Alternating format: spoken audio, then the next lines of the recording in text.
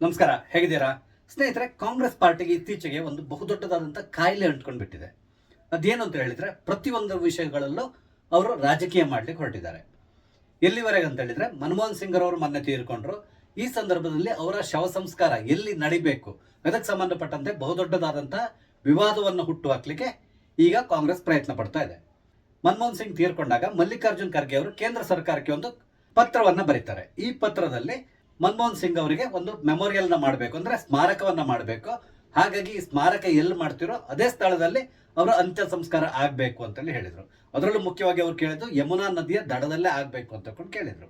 ಆದ್ರೆ ಕೇಂದ್ರ ಸರ್ಕಾರ ಇದಕ್ಕೆ ಏನ್ ಹೇಳ್ತು ಅಂತ ಹೇಳಿದ್ರೆ, ಇಲ್ಲ, ಸದ್ಯಕ್ಕೆ ಅವರ ಅಂತ್ಯ ಸಂಸ್ಕಾರವನ್ನ ಮೋದ್ ಘಾಟ್ನಲ್ಲಿ ಮಾಡೋಣ, ನಂತರ ಅವರ ಮೆಮೋರಿಯಲ್ ಎಲ್ಲಿ ಮಾಡಬೇಕು ಅದನ್ನ ಡಿಸೈಡ್ ಮಾಡ್ಕೊಂಡು ಅದಕ್ಕೆ ಸರಿಯಾದಂತ ಜಾಗವನ್ನ ನಾವು ಕೊಡ್ತೇವೆ, ಅಲ್ಲಿ ಅವರ ಸ್ಮಾರಕವನ್ನ ಮಾಡೋಣ ಅಂತೇಳಿ ಹೇಳಿ ಅದಕ್ಕೆ ಉತ್ತರ ಕೊಡ್ತು. ಈಗ ಏನಾಯ್ತು, ಇದ್ದಕ್ಕಿದ್ದಾಗೆ ಕಾಂಗ್ರೆಸ್ ಅವರ ವಿರುದ್ಧ, ಅಂದ್ರೆ ಸರ್ಕಾರದ ವಿರುದ್ಧ ಉರಿದು ಬೀಳಲಿ ಶುರು ಮಾಡ್ತು. ಇದನ್ನ ರಾಜಕೀಯವಾಗಿ ನಾವು ಹೇಗೆ ಉಪಯೋಗಿಸ್ಕೋಬಹುದು ಅಂತ ಹೇಳ್ಕೊಂಡು ಈಗ ಪ್ಲಾನ್ ಮಾಡ್ಲಿ ಶುರು ಮಾಡಿದ್ದಾರೆ.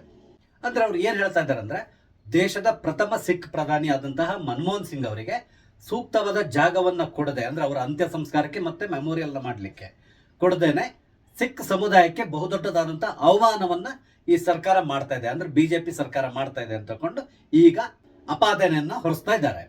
ಈ ಮೂಲಕ ಮುಂದಿನ ಚುನಾವಣೆಗಳಲ್ಲಿ ಸಿಖ್ ಮತವನ್ನ ತಾವು ಗಳಿಸ್ಕೋಬಹುದು ಅನ್ನೋದೊಂದು ಯೋಚನೆಯನ್ನ ಕಾಂಗ್ರೆಸ್ ಇಟ್ಕೊಂಡಿದೆ ಅನಿಸ್ತದೆ. ಇದಕ್ಕೆ ಮುಖ್ಯ ಕಾರಣ ಏನು ಅಂತ ಹೇಳಿದ್ರೆ, ನಾಡಿದ್ದು ಬರ್ತಾ ಇರುವಂತಹ ದೆಹಲಿ ಚುನಾವಣೆ, ಅಂದ್ರೆ ಫೆಬ್ರವರಿಯಲ್ಲಿ ಬಹುಶಃ ದೆಹಲಿ ಚುನಾವಣೆ ಇರ್ತದೆ. ಆ ಸಂದರ್ಭದಲ್ಲಿ ಅಲ್ಲಿ ಸಿಖ್ಖರು ಬಹಳಷ್ಟು ಜನ ದೆಹಲಿಯಲ್ಲಿ ವಾಸ ಮಾಡ್ತಾ ಇದ್ದಾರೆ. ಇವರ ಮತವನ್ನ ಗಿಟ್ಟಿಸ್ಕೋಬೇಕು ಅಂದ್ರೆ ಈಗ ಮನಮೋಹನ್ ಸಿಂಗ್ ಹೆಸರಲ್ಲಿ ಏನಾದರೂ ಸ್ವಲ್ಪ ರಾಜಕೀಯ ಮಾಡೋಣ ಅಂತೇಳಿ ಕಾಂಗ್ರೆಸ್ ಥಿಂಕ್ ಮಾಡಿದ ರೀತಿಯಲ್ಲಿ ಕಾಣಿಸ್ತಾ ಇದೆ. ನಿಮ್ಗೆ ಒಂದು ವಿಷಯವನ್ನು ತಿಳಿಸ್ಲಿಕ್ಕೆ ಇಷ್ಟಪಡ್ತೇನೆ. ಅದೇನು ಅಂತ ಹೇಳಿದ್ರೆ, ಈ ಹಿಂದೆ 1984ರಲ್ಲಿ ಇಂದಿರಾ ಗಾಂಧಿ ಹತ್ಯೆ ಆಯಿತು. ಆ ಸಂದರ್ಭದಲ್ಲಿ ದೆಹಲಿಯಲ್ಲಿ ನಡೆದಂತಹ ಸಿಖ್ಖರ ನರಮೇಧದ ಬಗ್ಗೆ ನಿಮ್ಗೆಲ್ರಿಗೂ ತುಂಬಾ ಚೆನ್ನಾಗಿ ಗೊತ್ತಿದೆ. ಆದ್ರೆ ಕಾಂಗ್ರೆಸ್ ಇಲ್ಲಿವರೆಗೂ ಕೂಡ ಆ ಸಿಖ್ ನರಮೇಧಕ್ಕೆ ಸಂಬಂಧಪಟ್ಟಂತೆ ಒಂದೇ ಒಂದು ಕ್ಷಮೆಯನ್ನ ಕೇಳಲಿಲ್ಲ. ಅದಕ್ಕೆ ಬದಲಾಗಿ ಆ ಸಂದರ್ಭದಲ್ಲಿ ಪ್ರೈಮ್ ಮಿನಿಸ್ಟರ್ ಆಗಿದ್ದಂತಹ ರಾಜೀವ್ ಗಾಂಧಿ ಒಂದು ಹೇಳಿಕೆಯನ್ನು ಕೊಡ್ತಾರೆ, ಒಂದು ದೊಡ್ಡ ಮರ ಬೀಳುವಾಗ ಸಣ್ಣ ಪುಟ್ಟ ಅವಘಡಗಳು ಆಗ್ತದೆ ಅಂತ ಹೇಳಿದ್ರು. ಅಂದ್ರೆ ದೊಡ್ಡ ಮರ ಅಂತ ಹೇಳಿದ್ರೆ ಇಂದಿರಾ ಗಾಂಧಿ ಅಂತಹ ಓರ್ವ ನಾಯಕಿಯನ್ನ ಯಾರೋ ಹತ್ಯೆಗೆ ಮಾಡಿದಾಗ, ಅಂದ್ರೆ ಅಲ್ಲಿ ಹತ್ಯೆ ಮಾಡಿದವರು ಬೇರೆ ಇನ್ಯಾರು ಸಿಖ್ ಸಮುದಾಯದವರು. ಹಾಗಾಗಿ ಇದಕ್ಕೆ ಸಂಬಂಧಪಟ್ಟಂತೆ ಕೆಲವೊಂದಿಷ್ಟು ಜನ ಸಿಖ್ಖರನ್ನ ಕೊಲ್ಲೋದು ಬಹುದೊಡ್ಡದಾದಂತಹ ವಿಷಯ ಅಲ್ಲ, ಇದು ಕಾಮನ್ ಅನ್ನೋ ರೀತಿಯಲ್ಲಿ ಉತ್ತರವನ್ನ ಕೊಟ್ಟರು. ಅಂದ್ರೆ ಆ ಮೂಲಕ ಇವರು ಸಿಖ್ ನರಮೇಧವನ್ನ ಸಮರ್ಥಿಸಿಕೊಂಡ್ರು ಕೂಡ. ಇವಾಗಲೂ ನಿಮ್ಗೆ ತುಂಬಾ ಚೆನ್ನಾಗಿ ಗೊತ್ತಿದೆ, ಈ ಸಿಖ್ ನರಮೇಧದ ಮುಖ್ಯ ಪಾತ್ರಧಾರಿಗಳಾದಂತಹ ಜಗದೀಶ್ ಟೈಟ್ಲರ್ ಮತ್ತೆ ಕಮಲನಾಥ್ ಇವರಿಬ್ರು ಕೂಡ ಈಗ ಕಾಂಗ್ರೆಸ್ನಲ್ಲೇ ಒಂದು ಉತ್ತಮ ಹುದ್ದೆಯಲ್ಲಿ ಇದ್ದಾರೆ. ಅಂದ್ರೆ ಆಗ ಇವರಿಗೆ ಏನು ಅನ್ಸಲಿಲ್ಲ ಸಿಖ್ಖರ ನರಮೇಧದ ಬಗ್ಗೆ, ಅಂದ್ರೆ ಅವರು ಸತ್ರ ಸಾಯಲಿಕ್ಕೆ ಯೋಗ್ಯರು ಅನ್ನೋ ರೀತಿಯಲ್ಲಿ ಬಿಹೇವ್ ಮಾಡಿದ್ದಂತ ಕಾಂಗ್ರೆಸ್ ಈಗ ಹೇಳ್ತಾ ಇದೆ, ಮನಮೋಹನ್ ಸಿಂಗ್ ಅವರಿಗೆ ಸರಿಯಾದಂತಹ ಜಾಗ ನೀವು ಕೊಟ್ಟಿಲ್ಲ ಅವರ ಮೆಮೋರಿಯಲ್ ಮಾಡಲಿಕ್ಕೆ, ಆ ಮುಖಾಂತರ ನೀವು ಅವರಿಗೆ ಅವಮಾನ ಮಾಡ್ತಾ ಇದ್ದೀರಾ, ಸಿಖ್ ಸಮುದಾಯಕ್ಕೆ ಅವಮಾನ ಮಾಡ್ತಾ ಇದ್ದೀರಾ ಅಂತ ಹೇಳ್ತಾ ಇದ್ದಾರೆ. ಇದು ಖಂಡಿತವಾಗಿ ಇದೆಯಲ್ಲ, ಇದು ಕಾಂಗ್ರೆಸ್ನವರ ಒಂದು ಕೆಟ್ಟ ಚಾಳಿ ಅನಿಸ್ತದೆ ಇತ್ತೀಚಿನ ದಿನಗಳಲ್ಲಿ. ಈ ರೀತಿಯಾಗಿ ಮಾತಾಡುವಂತಹ ಸೋನಿಯಾ ಗಾಂಧಿ, ರಾಹುಲ್ ಗಾಂಧಿ, ಜಯರಾಮ್ ರಮೇಶ್ ಅಥವಾ ನಮ್ಮ ಮಲ್ಲಿಕಾರ್ಜುನ್ ಖರ್ಗೆ ಇವರೆಲ್ಲರೂ ಈ ಹಿಂದೆ PV ನರಸಿಂಹರಾವ್ ಅವರನ್ನ ಯಾವ ರೀತಿ ನಡೆಸ್ಕೊಂಡಿದ್ದಾರೆ ಇದನ್ನು ಕೂಡ ನಾವು ಯೋಚನೆ ಮಾಡಬೇಕಾಗ್ತದೆ. ಯಾಕಂತ ಹೇಳಿದ್ರೆ PV ನರಸಿಂಹರಾವ್ ಬಗ್ಗೆ ನಿಮ್ಗೆ ತುಂಬಾ ಚೆನ್ನಾಗಿ ಗೊತ್ತಿದೆ. ದೇಶ ಅತ್ಯಂತ ದುಸ್ಥಿತಿಯಲ್ಲಿದ್ದಾಗ, ಅಂದ್ರೆ ಕೆಲವೇ ದಿನಗಳಲ್ಲಿ ನಮ್ಮ ದೇಶ ದಿವಾಳಿ ಆಗುವ ಅಂಚಿಗೆ ಬಂದಾಗ ಆಡಳಿತದ ಚುಕ್ಕಾಣಿಯನ್ನ ಹಿಡಿದವರು PV ನರಸಿಂಹರಾವ್. ಆ ಸಂದರ್ಭದಲ್ಲೇ PV ನರಸಿಂಹರಾವ್ ಮನಮೋಹನ್ ಸಿಂಗ್ ಅವ್ರನ್ನ ತಮ್ಮ ಸಂಪುಟಕ್ಕೆ ಸೇರಿಸ್ಕೊಂಡ್ರು ವಿತ್ತ ಮಂತ್ರಿಯಾಗಿ. ನಂತರ ಏನೆಲ್ಲ ನಡೆದಿದೆ ನಿಮ್ಗೆ ಗೊತ್ತಿದೆ, ಇದು ದೊಡ್ಡ ಇತಿಹಾಸ. ಅಂದ್ರೆ ನಮ್ಮ ದೇಶದ ಆರ್ಥಿಕ ಪರಿಸ್ಥಿತಿಯನ್ನ ಸರಿದಾರಿ ತರಲಿಕ್ಕೆ ಇವರಿಬ್ರು ಬಹಳಷ್ಟು ಶ್ರಮಿಸಿದ್ರು, ಅದರಲ್ಲಿ ಯಶಸ್ಸನ್ನು ಕೂಡ ಗಳಿಸಿದ್ರು. ಅಂದ್ರೆ ಇವತ್ತು ನಮ್ಮ ದೇಶ ಈ ತರ ಏನಾದ್ರೂ ಇರಲಿಕ್ಕೆ ಮುಖ್ಯ ಕಾರಣ ಇವರಿಬ್ಬರೇ ಅಂತೇಳಿ ಹೇಳ್ಬೋದು. ಅಂದ್ರೆ ಅಷ್ಟೊಂದು ಉತ್ತಮವಾಗಿದ್ದಂತಹ ಪ್ರಧಾನಿ PV ನರಸಿಂಹರಾವ್ ಆಗಿದ್ರು. ಅಂದ್ರೆ ಅವರ ಬುದ್ಧಿಮತ್ತೆ ಆ ತರ ಇತ್ತು. ಇಷ್ಟೊಂದು ಶ್ರೇಷ್ಠವಾದ ಪ್ರಧಾನಿಯನ್ನ ಅವರು ತೀರ್ಕೊಂಡಾಗ, ಅಂದ್ರೆ ಅವರು ಸತ್ತಾಗ 2004ರಲ್ಲಿ ಅವರು ತೀರ್ಕೊಂಡ್ರು, ಡೇಟ್ ನಾನು ಸರಿಯಾಗಿ ನೆನಪಿಲ್ಲ. ಆ ಸಂದರ್ಭದಲ್ಲಿ ಅವರ ಪಾರ್ಥಿವ ಶರೀರವನ್ನ ಇವರು ಯಾವುದೇ ಕಾರಣಕ್ಕೆ AICC ಕಚೇರಿಯ ಒಳಗಡೆ ತಗೊಂಡು ಬರ್ಲಿ ಬಿಡ್ಲಿಲ್ಲ. ಅಂದ್ರೆ ಗೇಟನ್ನೇ ಕ್ಲೋಸ್ ಮಾಡಿಸ್ಬಿಟ್ರು. ಆ ಮುಖಾಂತರ ಆ ಪಾರ್ಥಿವ ಶರೀರ AICC ಕಚೇರಿಯಲ್ಲಿ ಸಾಮಾನ್ಯವಾಗಿ ಎಲ್ಲ ನಾಯಕರು ಸತ್ತಾಗ ಅಲ್ಲಿ ತಗೊಂಡೋಗಿ ಅವರ ಪಾರ್ಥಿವ ಶರೀರವನ್ನು ಇಡ್ತಾರೆ. ನಿನ್ನೆ ಕೂಡ ನೀವು ನೋಡಿದ್ದೀರಾ, ಮನಮೋಹನ್ ಸಿಂಗ್ ಅವರ ಪಾರ್ಥಿವ ಶರೀರವನ್ನ ಕೊನೆಗೆ AICC ಕಚೇರಿಯಲ್ಲಿ ಇಡ್ಲಾಯ್ತು. ಅಲ್ಲಿ ಅಂತಿಮ ದರ್ಶನ ಆದ್ಮೇಲೆ ಶವ ಸಂಸ್ಕಾರಕ್ಕೆ ತಗೊಂಡು ಹೋದ್ರು. ಇದು ಸಾಮಾನ್ಯವಾಗಿ ನಡೆಯುವಂತಹ ವಿಧಿವಿಧಾನಗಳು. ಆದ್ರೆ ಇಲ್ಲಿ ಏನ್ ಮಾಡಿದ್ರು ಅಂದ್ರೆ, ಅಲ್ಲಿ ಗೇಟ್ ನ ಕ್ಲೋಸ್ ಮಾಡಿಸಿದ್ರು. ಯಾವುದೇ ಕಾರಣಕ್ಕೆ ಗೇಟ್ ಅನ್ನು ಓಪನ್ ಮಾಡಬೇಡಿ, ಅವರ ಪಾರ್ಥಿವ ಶರೀರ AICC ಕಚೇರಿಯ ಕಾಂಪೌಂಡ್ ಒಳಗಡೆ ಬರಲೇಬಾರದು ಅಂತ ಹೇಳಿ ಅಧಿನಾಯಕಿ ಆಗಿದ್ದಂತ ಸೋನಿಯಾ ಗಾಂಧಿ ಎಲ್ರಿಗೂ ಆರ್ಡರ್ನ ಕೊಟ್ಟರು, ಅದೇ ರೀತಿಯಲ್ಲಿ ನಡ್ಕೊಂಡ್ರು ಕೂಡ. ಅಂದ್ರೆ ಅಲ್ಲಿದ್ದಂಥ ಸಮಸ್ಯೆ ಏನಂದ್ರೆ ಸೋನಿಯಾ ಗಾಂಧಿ ಮಾತನ್ನ ಇವ್ರು ಸರಿಯಾಗಿ ಕೇಳ್ತಾ ಇರಲಿಲ್ಲ. ಅಂದ್ರೆ ತಮ್ಮ ನಿರ್ಧಾರವನ್ನ ತಾವೇ ತಗೊಳ್ತಾ ಇದ್ರು, ರಾಜಕೀಯ ನಿರ್ಧಾರಗಳನ್ನ.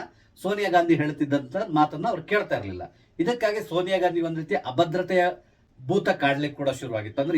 ಅಂದ್ರೆ ಎಲ್ಲಿಯೋ ಗಾಂಧಿ ಕುಟುಂಬದಿಂದ ಕಾಂಗ್ರೆಸ್ ಕೈ ತಪ್ಪಿ ಹೋಗುತ್ತೋ ಏನೋ ಅಂತ ಹೇಳುವ ರೀತಿಯಲ್ಲಿ ಅವರು ಯೋಚನೆ ಮಾಡ್ಲಿಕ್ಕೆ ಶುರು ಮಾಡಿದ್ರು. ಅದಕ್ಕಾಗಿ ಅವರ ಪಾರ್ಥಿವ ಶರೀರವನ್ನ AICC ಕಚೇರಿ ಒಳಗೆ ಬರಲಿಕ್ಕೆ ಬಿಡ್ಲಿಲ್ಲ. ಇಷ್ಟು ಅಲ್ಲದೇನೆ ದೆಹಲಿಯಲ್ಲಿ ಅವರ ಶವ ಸಂಸ್ಕಾರ ಮಾಡಲಿಕ್ಕೆ ಜಾಗವನ್ನ ಕೂಡ ಇವ್ರು ಕೊಡ್ಲಿಲ್ಲ. ಕೊನೆಗೆ ಇವರ ಪಾರ್ಥಿವ ಶರೀರವನ್ನ ಆಂಧ್ರಕ್ಕೆ ತಗೊಂಡು ಬಂದು ಇಲ್ಲಿ ಅವರ ಶವ ಸಂಸ್ಕಾರ ಮಾಡಲಾಯಿತು. ಇದು PV ನರಸಿಂಹರಾವ್ ಅವರಿಗೆ ಮಾಡಿದಂತಹ ಅವಮಾನ ಇವರು.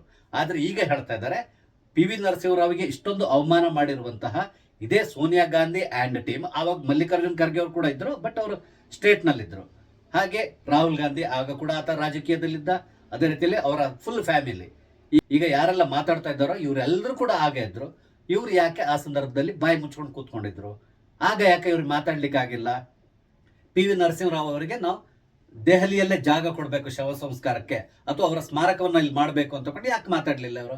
ಇವಾಗ್ಲೂ ಕೂಡ PV ನರಸಿಂಹರಾವ್ ಅವರ ಸ್ಮಾರಕ ದೆಹಲಿಯಲ್ಲಿಲ್ಲ, ಅದಕ್ಕೆ ಬದಲಾಗಿ ತೆಲಂಗಾಣದಲ್ಲಿದೆ.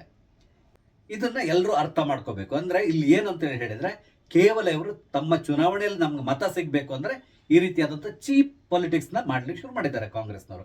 ಪ್ರತಿಯೊಂದು ವಿಷಯದಲ್ಲಿ ಏನೋ ಒಂದು ತಪ್ಪನ್ನು ಹುಡುಕೊಂಡು ಅದನ್ನ ದೊಡ್ಡದಾಗಿ ಮಾಡಿ ಟ್ವೀಟ್ ಮಾಡ್ಕೊಂಡು ಕೂತ್ಕೊಳ್ಳೋದು. ಅದಾದ್ಮೇಲೆ ಇವ್ರು ಹೇಳಿದ ಮಾತಿಗೆ ಕುಣಿಯುವಂತಹ ಕೆಲವರು ಇದ್ದಾರೆ, ರೀಟ್ವೀಟ್ ಮಾಡ್ಕೊಂಡು, ಅಥವಾ ಈ ಎಳಚರರು ಇದ್ದಾರೆ. ಇವರೆಲ್ಲರೂ ಕೂಡ ಅವ್ರು ಸಪೋರ್ಟ್ ಆಗಿ ನಿಲ್ತಾರೆ. ಅಂದ್ರೆ ಈ ಇಂಡಿ ಗ್ರೂಪ್ ಇದೆಯಲ್ಲ, ಇವರು ಈ ಮುಖಾಂತರ ಇವ್ರು ಏನನ್ನೋ ಮಾಡ್ಲಿಕ್ಕೆ ಹೋಗ್ತಾ ಇದ್ದಾರೆ. ಅಂದ್ರೆ ಇವ್ರ ಲೆಕ್ಕ ಏನು ಅಂತ ಹೇಳಿದ್ರೆ, ಜನರು ಇರ್ತಾರಲ್ಲ ಅವ್ರ ಮೆಮೊರಿ ತುಂಬಾ ಶಾರ್ಟ್ ಆಗಿರುತ್ತೆ ಅಂತ ಹೇಳ್ತಾರೆ. ಅಂದ್ರೆ ಹೆಚ್ಚು ಜನ ನೆನ್ಪಿಟ್ಕೊಂಡಿರಲ್ಲ. ಅಂದ್ರೆ 2004ರಲ್ಲಿ ಆಗಿರುವ ಘಟನೆಯನ್ನ ಎಲ್ಲರೂ ಮರ್ತಿರ್ತಾರೆ ಅಂತ ನೆನೆಸ್ಕೊಂಡಿದ್ದಾರೆ. ಹಾಗಾಗಿ ಇವರು ಈ ರೀತಿಯಾಗಿ ಬಿಹೇವ್ ಮಾಡ್ತಾ ಇದ್ದಾರೆ.